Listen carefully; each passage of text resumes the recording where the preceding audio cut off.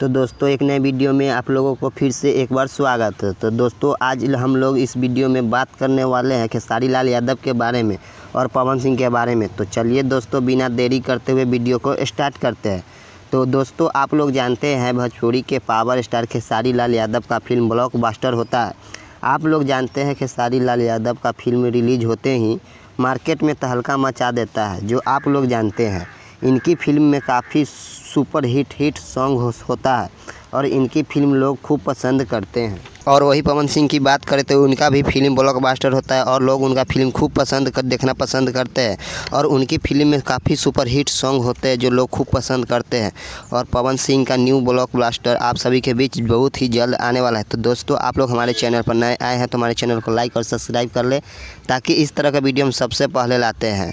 तो दोस्तों भोजपुरी के पावर स्टार कहे जाने वाले खेसारी लाल यादव और पवन सिंह के बारे में इस वीडियो में आप लोगों को कैसा लगा तो अपनी राय कमेंट कर हमें बताएं। तो चलिए दोस्तों भोजपुरी के पावर स्टार खेसारी लाल यादव के बारे में आज हम इसी वीडियो में इतना रहने देते हैं।